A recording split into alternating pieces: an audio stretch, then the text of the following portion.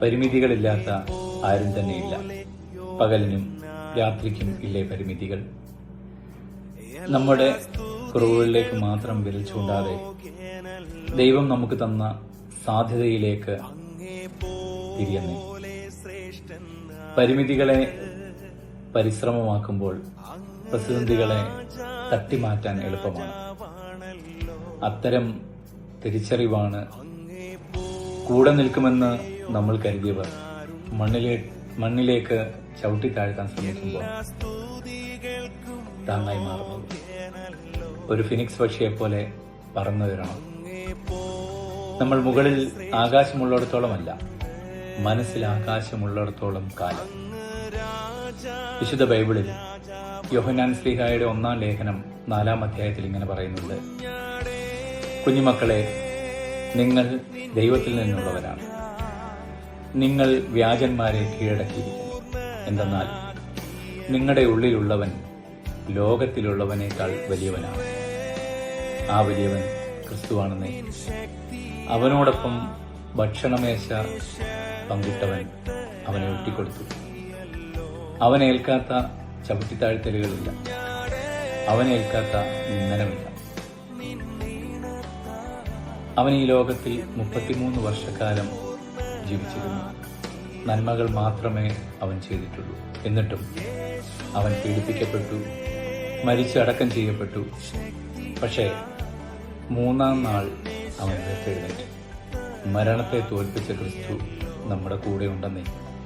നമ്മുടെ ഉള്ളിലുള്ള ക്രിസ്തു നമ്മെ ഒന്ന് ഉറക്കെ വിളിച്ചാൽ നമ്മുടെ ചിറകുകൾ എങ്ങനെ വിടരാതിരിക്കും?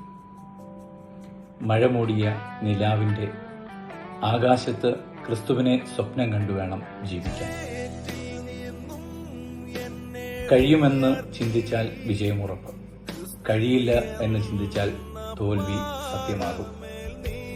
നമ്മുടെ വിശ്വാസമാണെന്നേ നമ്മുടെയൊക്കെ ജീവിതത്തിന്റെ യാഥാർത്ഥ്യം. സമയം അത് വേഗം കടന്നു പോകുമെന്ന് കേൾക്കാൻ അത്ര സുഖമുള്ള വാർത്തയല്ല. പക്ഷേ ക്രിസ്തു എന്ന സത്യത്തെ കൂട്ടുപിടിച്ച് നമ്മൾ അതിന്റെ പൈലറ്റ് ആകുമ്പോഴാണ് അത് ഒരു നല്ല കാര്യമായി മാറുന്നത്. കഴിവിൽ നിന്ന് മാത്രമല്ല ശക്തി ലഭിക്കുന്നത്. വിചാരിച്ച കാര്യം കഴിയുമ്പോഴാണ് യഥാർത്ഥ കഴിവ് പുറത്തു വരുന്നത്. വിശുദ്ധ വേദപുസ്തകത്തില് 1-ാം ദിനവൃത്താന്തം 4-ാം അധ്യായം 10-ാം വാക്യത്തിൽ ഇങ്ങനെ പറയുന്നു: അവൻ ഇസ്രായേലിന്റെ ദൈവത്തോട് പ്രാർത്ഥിച്ചു, ദൈവമേ, അങ്ങ് അനുഗ്രഹിച്ച് എന്റെ അതിരുകളെ വിസ്തൃതമാക്കണമേ. അങ്ങയുടെ കരം എന്നോട് കൂടെയായിരിക്കുകയും വിപത്തുക്കളിൽ എന്നെ കാത്തുകൊള്ളുകയും ചെയ്യണമേ. അവന്റെ പ്രാർത്ഥന ദൈവം കേട്ടു.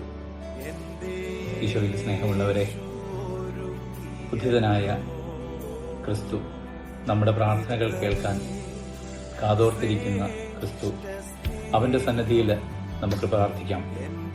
ശത്രു പിടിച്ചടക്കിയ എന്റെ അതിരുകളെ അങ്ങ് ഒന്ന് വിസ്തൃതമാക്കണമേ.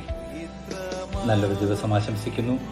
ഈശോ എല്ലാവരെയും ധാരാളമായി അനുഗ്രഹിക്കട്ടെ.